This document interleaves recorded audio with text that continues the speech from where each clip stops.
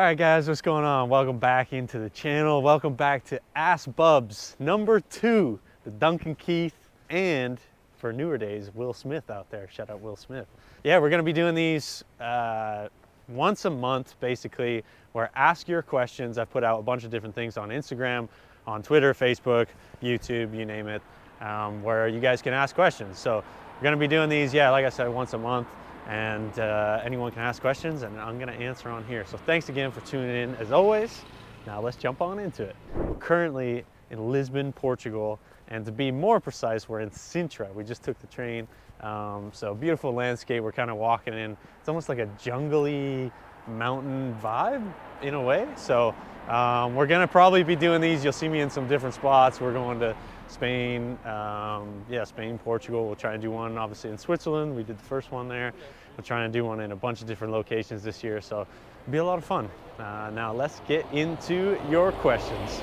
First on the list today, shout out to Wild Skateboarder. He's always commenting on my stuff, so shout out to him. And he asks, is there a goal that you've scored that has a lot of sentimental value, either in pro or junior or something, basically in my career? Yeah, that's tough. I've had a few in my day. I would say Winter Classic is up there for me. First goal of 2019 season in the NHL, so that's pretty cool. Like, nobody can take that away from me. I scored the first goal of the season, or the year that year, which is cool. First NHL goal is up there. I have I would say my hat trick in against the Coyotes when I was playing for Chicago. That's up there. And the cool thing about that one, I will say, I've met a lot of people around Chicago who were at that game. Funny enough, like my girlfriend's family was at that game. Like, we weren't even together at that time or anything like that. But just cool moments like that, I think. Let's see, another memorable one. I mean, those three are up there for me. So yeah, I would say those three. Okay. Number 2, we got Chris Flack 63. Training advice for young players that lack access to frequent ice time. There's a long message on here. Love your content. Thanks for watching. We got a live waterfall going on here, which is kind of funny. But I would say training advice I grew up in the UK in England, so we hardly really had any ice time over there. And I think for us, if you can shoot pucks, play street hockey, get on the road hockey, that kind of stuff. I would say roller hockey was a big thing for us, playing inline. I think, basically anything to play, but you're not, the other thing, sometimes it doesn't really feel like you're playing. Like when you play street hockey or something like that, you're still working on your skills, but really as a kid, you're just having fun. So yeah, easy couple there, where just get outside, make it fun. If you're lucky enough to live in a place where it's cold, get on the lake, get on the pond, things like that. So sorry, my cameraman almost fell over there. But yeah, easy. There's some easy things you can work on, and if you can't do any of those, shoot pucks in the driveway, show up to a tennis court. I remember when I was 16, 17, we didn't have a shooting set up one summer, so I just show up to a tennis court, shoot them into the net, into the cage there. I'd make my own net. So plenty of things there that you can do. All right, Greg Brown 3082, skate blade profile. Do you have any preference, ?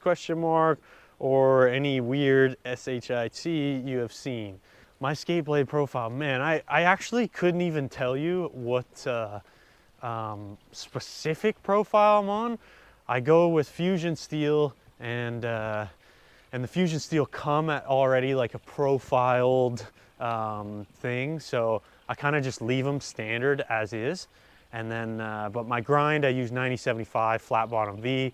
Very particular on my grind. The profile is kind of, I've never really changed. Usually I'm just on somewhat of a, and sometimes I would say, like, I don't like a specific, like, oh, you're on the quad or whatever it is.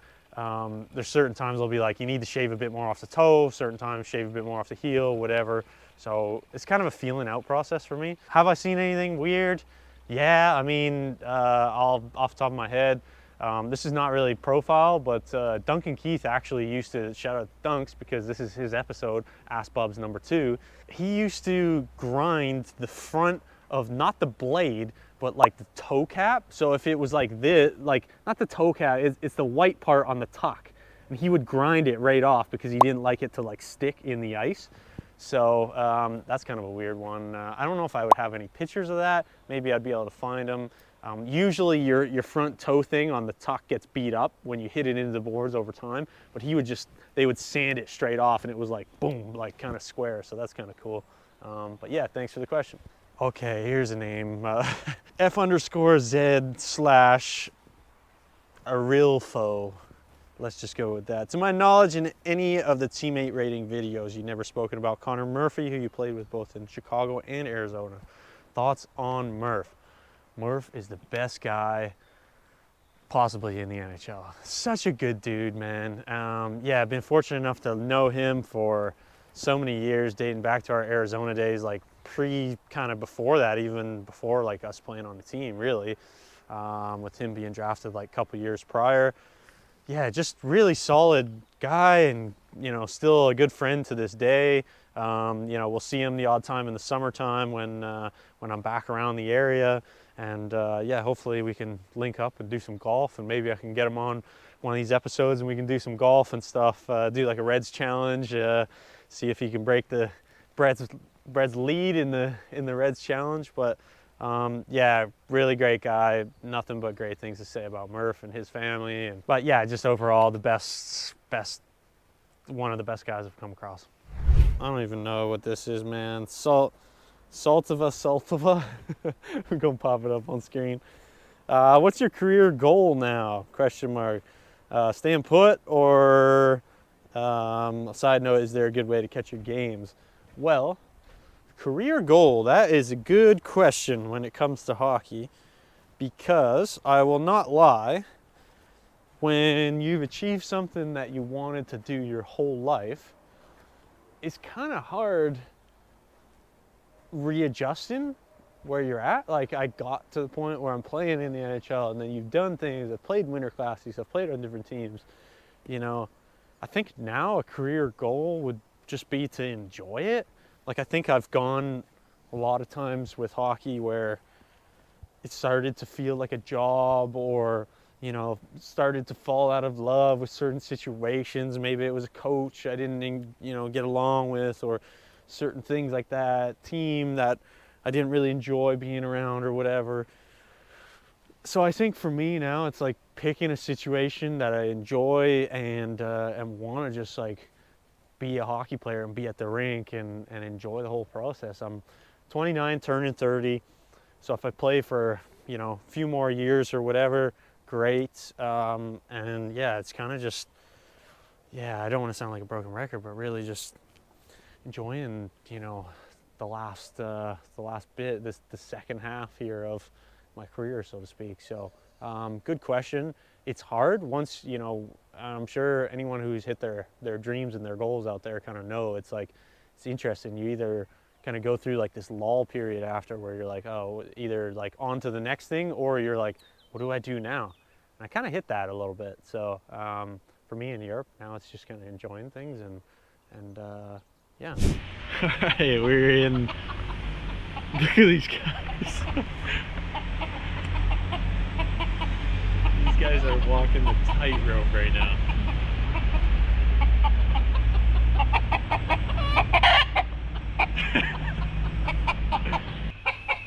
Gotta keep my eye on one of them. Let's go with Husky. We got Husky highlights. Favorite memory playing with Detroit with the Red Wings. Now, I don't remember seeing any of these in Detroit, that's for sure. But favorite memory playing with the Red Wings. Oh man, when I think back on my time with the Wings, I think it's just, I don't know if there's like one specific memory per se, but I think just donning the wing wheel, putting that shirt on, putting that sweater on, like, man, that's so cool.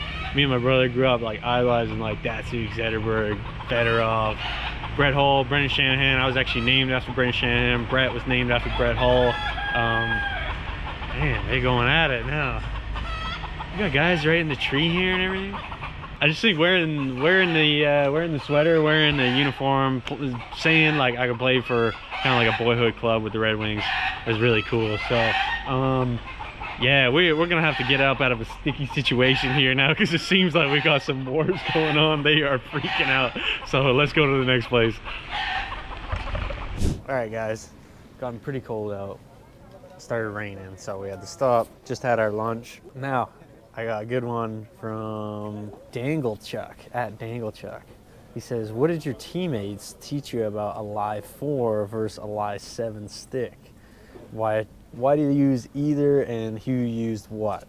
Now, my teammates didn't teach me anything about a Live 4, Live 7, or 5, or whatever. I actually learned that from my dad back in the day.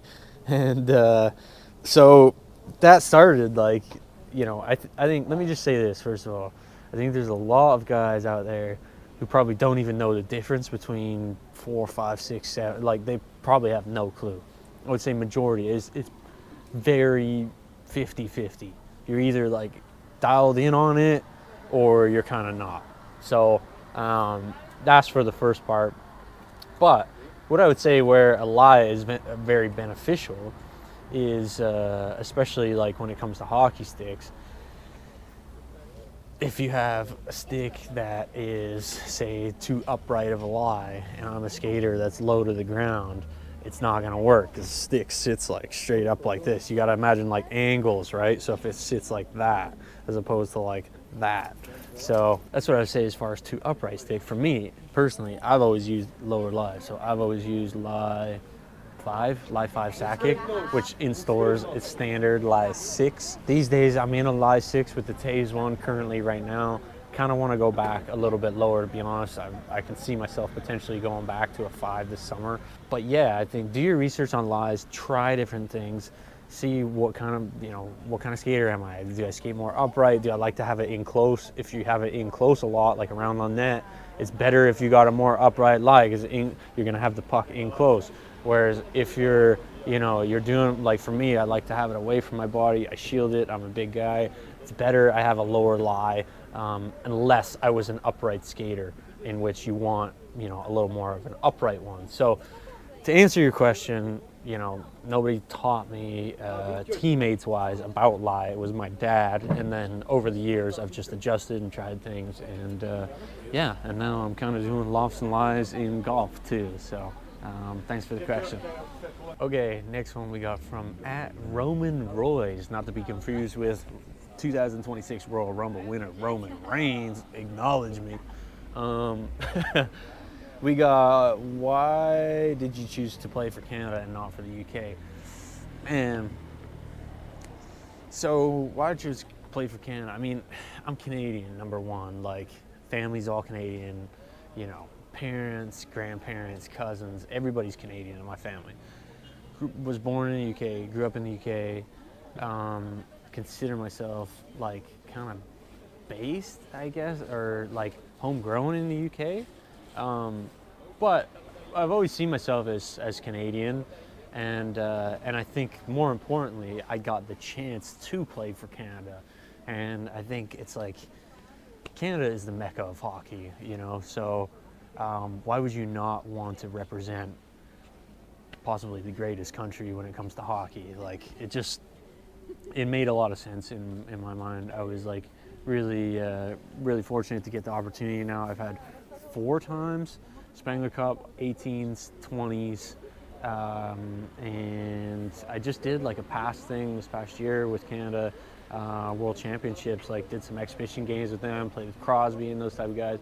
So it's like, why not be around the best guys? It's, I guess I would say it like this, like in soccer, you see sometimes like guys like take like a Harry Kane or somebody where they have a different citizenship or passport or whatever, German or whatever it is.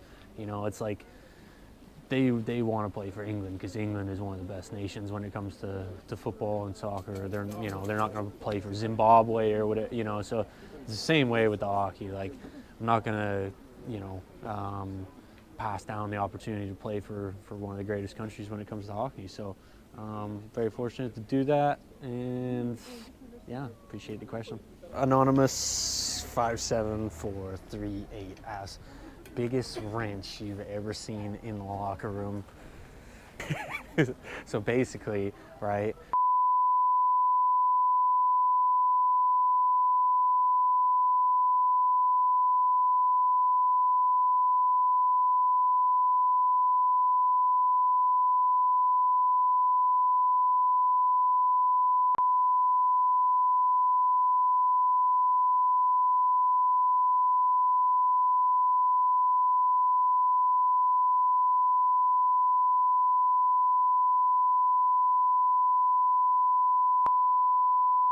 And then it was,